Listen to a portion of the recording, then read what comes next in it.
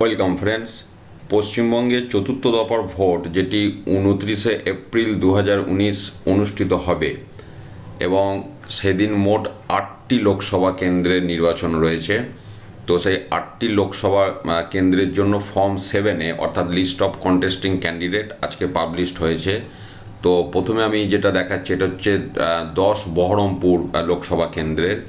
এখানে দেখুন number of candidates আপনার টোটাল অনেকগুলি রয়েছে ক্যান্ডিডেট, অবশ্য একটা ব্যালট ইউনিটই এসে যাবে। টোটাল 11 জন, মানে নোটাকে নিয়ে আপনার 12 জন। তো টোটাল 12 জন ক্যান্ডিডেট হচ্ছে। তাহলে এই হিসাব করে আপনারা মকপল সার্টিফিকেট রেডি করতেই পারেন। ওই জায়গাটা ক্যান্ডিডেটের নেম এখান থেকে সিরিয়াল ধরে বসিয়ে। এরপরে আমরা যেটা দেখব 12 কৃষ্ণনগর লোকসভা কেন্দ্র। এখানে দেখুন আপনার 5, 6, 7, 8, 9, 11 এখানেও নোটাকে নিয়ে আপনার 12 জন। তো 12 জন রয়েছে, মানে আমাদের একটা ব্যালট ইউনিটই এসে যাচ্ছে। 12 জন ক্যান্ডিডেট রয়েছে 12 কৃষ্ণনগর লোকসভা কেন্দ্র। 3 নম্বর যেটা হচ্ছে 13 রানাঘাট পার্লামেন্টারি কনস্টিটিউয়েন্সি। এখানে দেখুন গৌতম রায়, জগন্নাথ সরকার। এখানে আপনার টোটাল রয়েছে 7টা, মানে নোটাকে নিয়ে 8টা। সংখ্যাটা একটু কম আছে, ভালো। তো এটা হচ্ছে আপনার 13 রানাঘাট লোকসভা কেন্দ্র। এরপরে আমরা যেটা দেখছি 38 বর্ধমান পূর্ব যে লোকসভা কেন্দ্র। এখানে আপনার দেখুন 5, 6, 7 জন আছে, মানে নোটাকে নিয়ে 8 জন। এখানেও ক্যান্ডিডেট সংখ্যাটা কম্পারেটিভলি কমই আছে। তো এটা আমরা দেখলাম 38 বর্ধমান পূর্ব।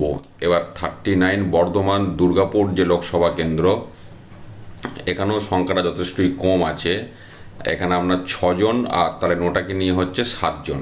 তার মানে টোটাল 7 জন ক্যান্ডিডেট রয়েছে আপনার 39 বর্ধমান দুর্গাপুর যে লোকসভা কেন্দ্র তার জন্য। এরপরে 40 আপনার আসানসোল। 40 আসানসোল লোকসভা কেন্দ্রে দেখুন আপনার কন্টেস্টিং ক্যান্ডিডেট রয়েছে 5 জন, 6, 7, 8, 9, 10। তার মানে নোটাকে নিয়ে 11 জন।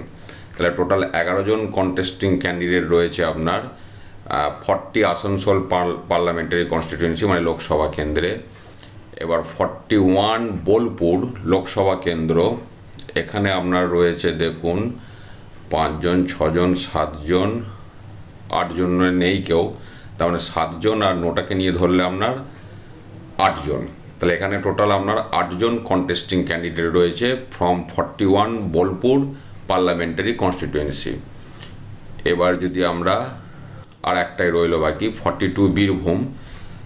42 বীরভূমে আপনার দেখুন কন্টেস্টিং ক্যান্ডিডেটের সংখ্যা হচ্ছে 6, 7, 8, 9, 10। তাহলে নোটাকে নিয়ে 10 জন। তাহলে নোটাকে নিয়ে 10 জন আপনার কন্টেস্টিং ক্যান্ডিডেট হচ্ছে, এবং এটা হচ্ছে 42 বীরভূম পার্লামেন্টারি কনস্টিটিউয়েন্সি। তো এইটা ছিল আপনার 8টা টোটাল, যে 4th ফেজে যে 8টা লোকসভা কেন্দ্রের ভোট হবে তার ফর্ম 7-এ কিন্তু পাবলিশ করে দেওয়া হয়েছে। এখান থেকে অনেকটাই চিত্র আপনাদের সামনে পরিষ্কার হবে। তো আপনারা এটা একটু নোট করে নিন বা এই PDF ফাইলগুলো ডাউনলোডও করে নিতে পারেন। তাহলে আপনাদের এগুলো একটু কাজে লাগবে।